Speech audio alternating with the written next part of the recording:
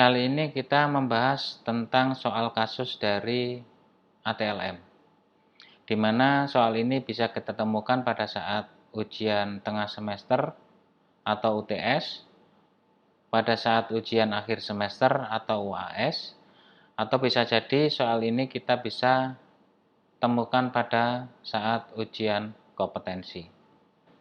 Seorang ATLM laboratorium diminta mengambil darah seorang pasien wanita berumur 50 tahun dari ruang keperawatan untuk pemeriksaan laboratorium dengan parameter prothrombin time atau PT dan activated partial thromboplastin time atau APTT, karena pasien akan segera dioperasi. Pertanyaannya adalah, antikoagulan apa yang digunakan ATLM untuk pemeriksaan pada kasus tersebut? Pilihannya A. Natrium heparin, B. Natrium EDTA, C. NaF atau natrium fluorida, D. Natrium sitrat, dan E adalah K3-EDTA. Kita mulai melihat dari soal tersebut. Saya ada tips. Jadi yang pertama adalah kita melihat dulu pertanyaannya. Kita lihat pertanyaannya. Apakah dengan pertanyaan tersebut kita bisa menjawab soal tanpa melihat kasus? Jika itu bisa kita lakukan, maka itu akan menghemat waktu. Kita coba.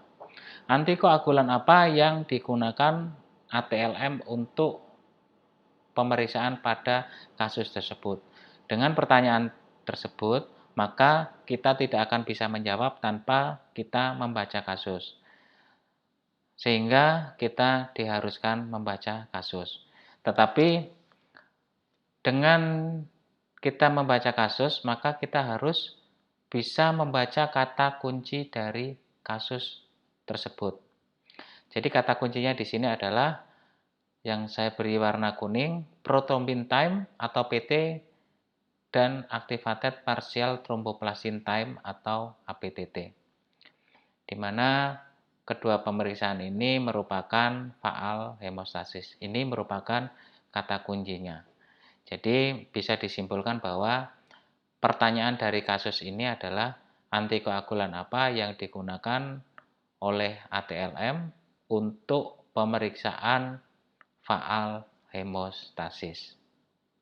Mari kita bahas satu-satu. Harapan saya adik-adik mahasiswa tidak hanya bisa memilih jawaban yang benar, tetapi adik-adik mahasiswa bisa belajar tentang masing-masing antikoagulan. Jadi kita flashback ke belakang, kita kembali lagi pada semester awal. Biasanya pelajaran ini atau pengetahuan tentang ini diberikan pada saat semester 1 atau 2.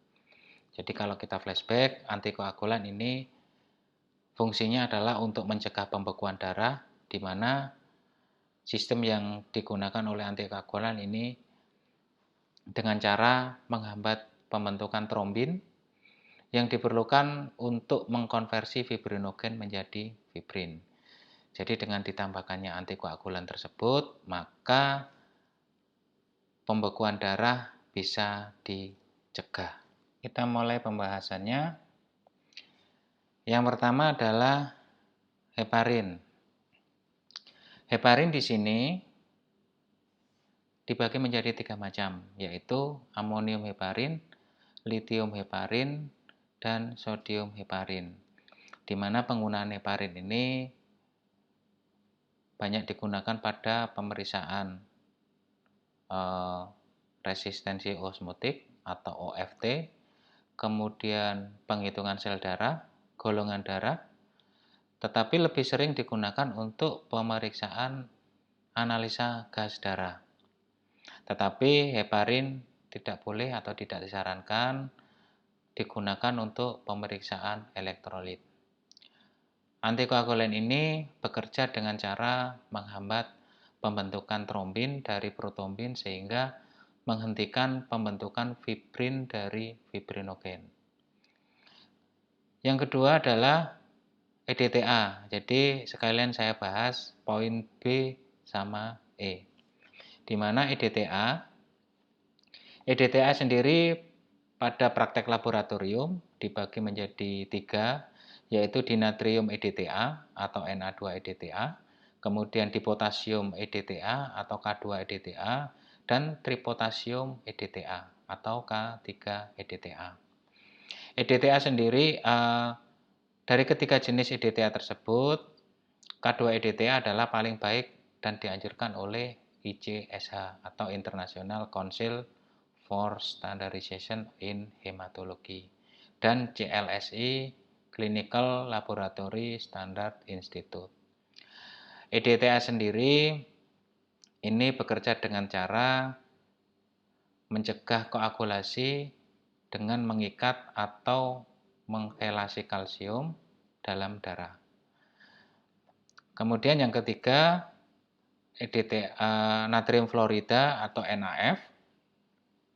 NaF sendiri ini baik digunakan untuk pemeriksaan glukosa darah, di mana fungsinya sebagai antiglikolisis untuk mencegah metabolisme glukosa oleh sel. Yang keempat atau yang D adalah natrium sitrat. Natrium sitrat ini bekerja dengan cara mengikat atau mengkelasi kalsium. Kemudian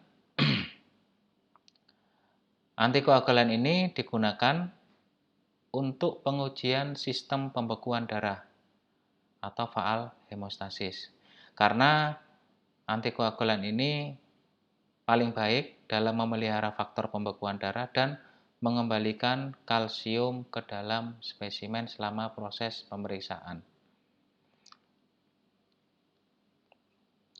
Pada warna tabung, natrium heparin ini ditunjukkan dengan warna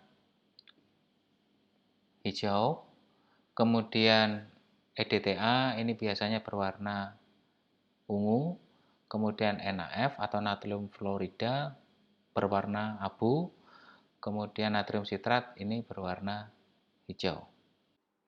Jadi jawabannya adalah natrium sitrat.